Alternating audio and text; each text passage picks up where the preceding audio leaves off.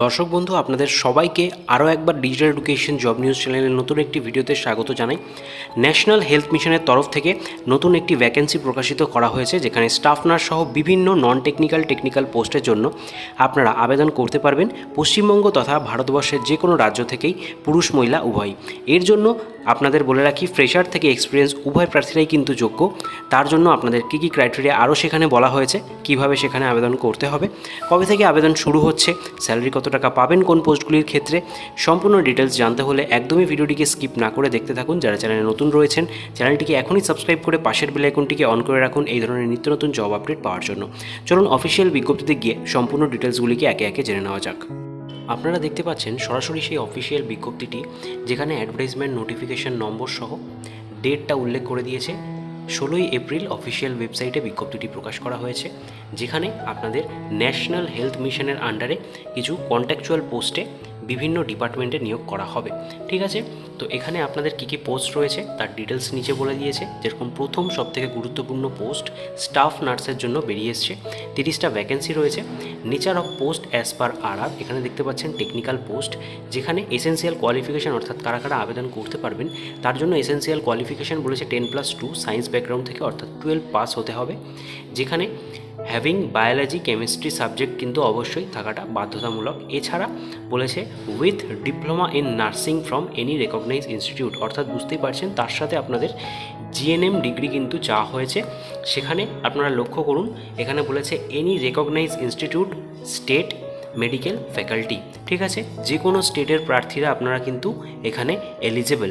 ঠিক আছে, সেটা আপনারা ডাব্লিউবিএনসি বা কেএনসি কিংবা ওড়িশা রেজিস্ট্রেশনের প্রার্থীরাও আপনারা এখানে আবেদন করতে পারবেন। তার সাথে বলে দিয়েছে, এটা হচ্ছে একটা ক্রাইটেরিয়া গেল। এরপর বলেছে ডিজায়ারেবল, অর্থাৎ এটা যাদের থাকবে তারা কিন্তু একটা অগ্রাধিকার পাচ্ছেন, যেখানে 2 ইয়ার্সের ওয়ার্কিং এক্সপিরিয়েন্স বা তার বেশি পোস্ট কোয়ালিফিকেশান এক্সপিরিয়েন্স যদি থাকে রিলেভেন্ট ফিল্ডের উপরে গভর্নমেন্ট রেকগনাইজ ইনস্টিটিউশনে কাজ করার, তবে কিন্তু আপনারা একটা অগ্রাধিকার পাচ্ছেন সেই সমস্ত প্রার্থীরা।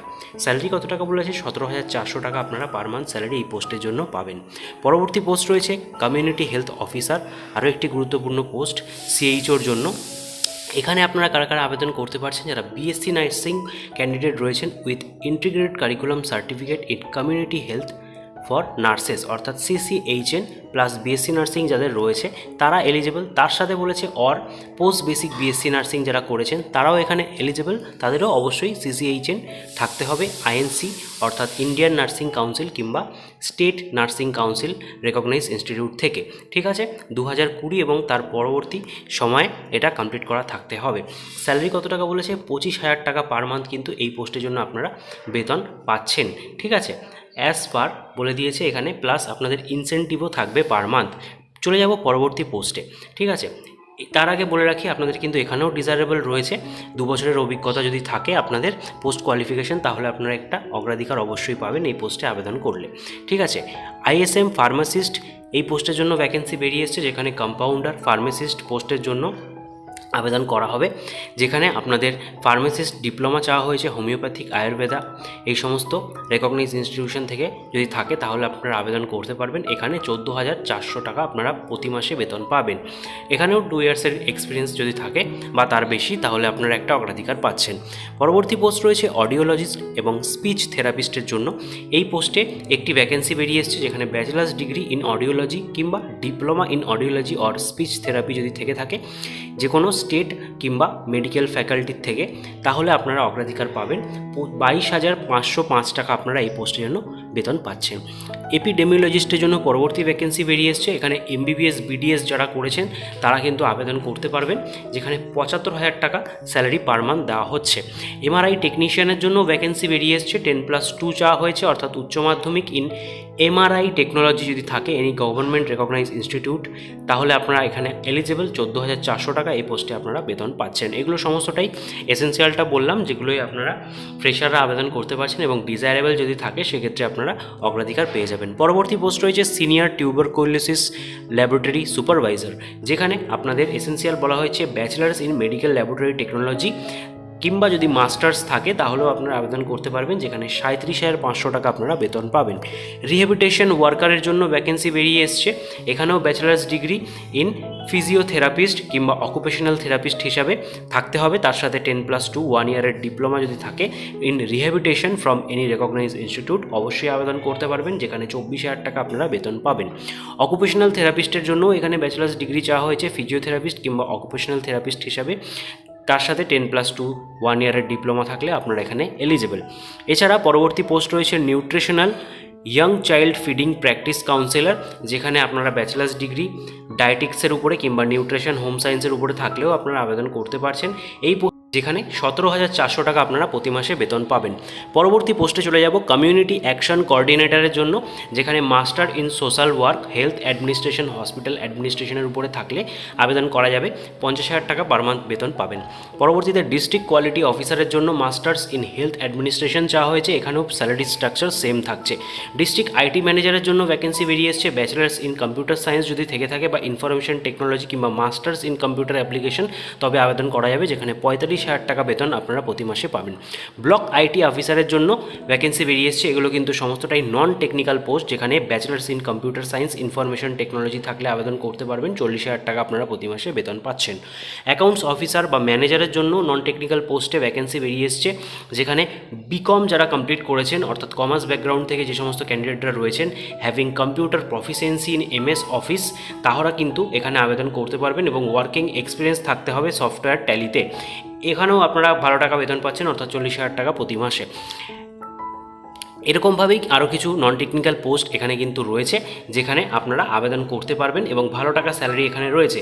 BSc MScর ক্ষেত্রে এখানে দেখতে পাচ্ছেন সিনিয়র ট্রিটমেন্ট সুপারভাইজার পোস্টের জন্য ভ্যাকেন্সি বেরিয়ে এসছে, 37,500 টাকা আপনারা বেতন পাবেন, যেখানে BSc MSc চাওয়া হয়েছে রেকগনাইজ ইউনিভার্সিটি থেকে উইথ 2 হুইলার ড্রাইভিং লাইসেন্স। ঠিক আছে, সেই সমস্ত ক্যান্ডিডেটরা এখানে এলিজিবল। এছাড়া আপনাদের প্রত্যেকটি পোস্টের ক্ষেত্রেই বলে রাখি 2 ইয়ার্সের ওয়ার্কিং এক্সপিরিয়েন্স যদি থেকে থাকে রিলেভেন্ট ফিল্ডের উপরে গভর্নমেন্ট বা গভর্নমেন্ট রেকগনাইজ ইনস্টিটিউশন, তাহলে আপনারা অবশ্যই পোস্টগুলিতে আবেদন করার পর একটা অগ্রাধিকার পাচ্ছেন। ঠিক আছে, তো এই হচ্ছে আপনাদের সম্পূর্ণ পোস্ট সংক্রান্ত ডিটেলস। এছাড়া আপনি বলে রাখি এখানে যে বয়স সীমা সেটা রাখা হয়েছে 18 থেকে ম্যাক্সিমাম 45 বছর পর্যন্ত, এবং আপনারা ST SC OBC হয়ে থাকলে এখানে সরকারি নিয়ম অনুযায়ী বয়সের ছাড় পাবেন। সিলেকশন প্রসিডিওরটা দেখে নিন। OMR বেসড রিটেন টেস্ট থাকবে, যেখানে টেকনিক্যাল পোস্টগুলির উপরে আপনাদের 100 মার্কস থাকবে, জেনারেল ইন্টেলিজেন্সের উপরে 25 নম্বর, জেনারেল অ্যাওয়ারনেস থেকে 25 এবং ফিল্ড স্পেসিফিক অর্থাৎ যেই ট্রেডের উপরে আপনারা আবেদন করছেন সেই ফিল্ডের থেকে 50 নম্বরের কোশ্চেন কিন্তু আসবে। টোটাল 100 মার্কসের টেকনিক্যাল পোস্টগুলির ক্ষেত্রে OMR বেসড রিটেন এক্সাম হচ্ছে। নন টেকনিক্যালগুলির ক্ষেত্রেও সেম, আপনাদের ফিল্ড বেসডের উপরে এখানে কিন্তু প্রশ্ন থাকছে না। এখানে আপনাদের থাকবে general intelligence, general awareness, quantitative aptitude এবং ইংলিশ ল্যাঙ্গুয়েজের উপরে প্রত্যেকটি বিষয় থেকে 25টা করে প্রশ্ন আসবে। 2 ঘন্টা আপনারা টাইমিং পাবেন, 0.25 নেগেটিভ মার্কিং থাকছে এবং মিনিমাম কোয়ালিফাইং মার্কস রয়েছে 25। ঠিক আছে, মেরিট বেস সিলেকশন এখানে হবে, যেখানে higher age, higher qualification, higher percentage of essential qualification হিসাবে আপনারা কিন্তু এখানে এই এক্সামটা দেওয়ার পর এখানে ট্রাইবেকার যে সিস্টেমটা রয়েছে, যদি কোনো প্রার্থীর সেম নাম্বার চলে আসে সেক্ষেত্রে এখানে মেরিট বেস সিলেকশন সেক্ষেত্রে অ্যাপ্লাই করা হবে। ঠিক আছে, এছাড়া আপনাদের আরও কিছু সিলেবাস বলে দিয়েছে, যেরকম গ্র্যাজুয়েট লেভেলে জেনারেল ইন্টেলিজেন্স কী থাকবে, এছাড়া পার্ট বিতে general awareness, quantitative aptitude, English language থেকে কী থাকবে, যেরকম টেকনিক্যাল পোস্টের ক্ষেত্রে ফিল্ড স্পেসিফিক কী প্রশ্ন আসবে, এছাড়া জেনারেল ইন্টেলিজেন্স অ্যাওয়ারনেস থেকে কী প্রশ্ন আসবে, সমস্ত ডিটেলস সিলেবাস কিন্তু দিয়ে দেওয়া রয়েছে এবং PDFটার লিঙ্ক আমি টেলিগ্রাম গ্রুপে দিয়ে রাখছি, সেখান থেকে আপনারা ডাউনলোড করে সম্পূর্ণ PDFটা দেখে নিতে পারেন। ঠিক আছে, যাদের সিলেবাস জানার প্রয়োজন রয়েছে তারা কিন্তু এখান থেকে সিলেবাসটা জেনে নিতে পারবেন। ঠিক আছে, এছাড়া বলে দিই আপনাদের যে আবেদন প্রক্রিয়া রয়েছে সেটা আপনারা কিভাবে করবেন। তো আবেদন প্রক্রিয়ার জন্য এখানে একটা আলাদা করে ফরম্যাট দেওয়া রয়েছে, এই ফরম্যাটটি PDF-এর সঙ্গেই আপনারা পেয়ে যাবেন, টেলিগ্রাম গ্রুপে দেওয়া থাকছে, সেখানে অতি শীঘ্রই আপনারা জয়েন হয়ে যান এবং এই অ্যাপ্লিকেশন ফরম্যাটটিকে আপনাদের ডাউনলোড করে প্রিন্ট আউট করিয়ে নেওয়ার পর এখানে কিন্তু সমস্ত ইনফরমেশনগুলিকে ক্যাপিটালে ফিল আপ করতে হবে, যেরকম পোস্ট অ্যাপ্লাইড ফর, কোন পোস্টের জন্য আবেদন করছেন, applicant name, percentage, date of birth, gender, address, district, email address এবং এখানে আপনাদের কালার পাসপোর্ট সাইজ ফটোগ্রাফটা দেওয়ার পর আপনাদের সমস্ত কোয়ালিফিকেশান ডিটেলসটা দিতে হবে। এছাড়া আপনাদের ওয়ার্ক এক্সপিরিয়েন্স যদি থেকে থাকে দেবেন, তার সাথে আপনাদের যেটা সবথেকে গুরুত্বপূর্ণ ডকুমেন্ট অ্যাটাচ করতে হবে। কী কী ডকুমেন্টস দেখে নিন। 10-12 মার্কশিট চাওয়া হয়েছে, মার্কশিট সার্টিফিকেট এসেন্সিয়াল কোয়ালিফিকেশনের, তার সাথে রেসিডেন্সিয়াল সার্টিফিকেট, ডিপ্লোমার সার্টিফিকেট, আইডি প্রুফ হিসাবে আধার, ড্রাইভিং লাইসেন্স, পাসপোর্টের মধ্যে যে কোনো একটি, এছাড়া সেলফ অ্যাটেস্টেড যে রেজিস্ট্রেশন সার্টিফিকেট রয়েছে, যদি আপনারা ডিপ্লোমা বা কোনো কিছুর এক্সপিরিয়েন্স সার্টিফিকেট বা রেজিস্ট্রেশন সার্টিফিকেট দিতে চান, সেটাকেও কিন্তু অবশ্যই সেলফ অ্যাটেস্টেড, সমস্ত ডকুমেন্টের পাশেই দেখতে পাচ্ছেন সেলফ অ্যাটেস্টেড কথাটা উল্লেখ করা আছে। সেলফ অ্যাটেস্টেড করেই সেই ডকুমেন্টসের যে জেরক্স কপি সেটা কিন্তু অ্যাটাচ করবেন, এবং কোন কোন ডকুমেন্টসগুলো অ্যাটাচ করছেন তার পাশে আপনাদের টিকমার্ক দিতে হবে। তার পাশে লাস্টে বলে দিয়েছে 2 recent passport size colour photograph, অবশ্যই colour size passport photograph recent এটাকেও আপনাদের এর সাথে অ্যাটাচ করতে হবে, ঠিক আছে। এবং সমস্ত কিছু করার পর এখানে ক্যান্ডিডেটের যে সিগনেচার রয়েছে সেটা করে দিতে হবে। এটা করে দেওয়ার পর এর সাথে সমস্ত যাবতীয় ডকুমেন্টসগুলিকে অ্যাটাচ করে আপনাদের নির্দিষ্ট অ্যাড্রেসে ক্লোজ এনভেলপের মধ্যে ভরে সেন্ড করে দিতে হবে, ঠিক আছে। তো অ্যাড্রেসটা আমি আপনাদেরকে দেখিয়ে দিচ্ছি। সেই অফিসিয়াল অ্যাড্রেসটা আপনারা দেখতে পাচ্ছেন, এখানে এই অ্যাড্রেসে কিন্তু আপনাদের পাঠিয়ে দিতে হচ্ছে, ঠিক আছে।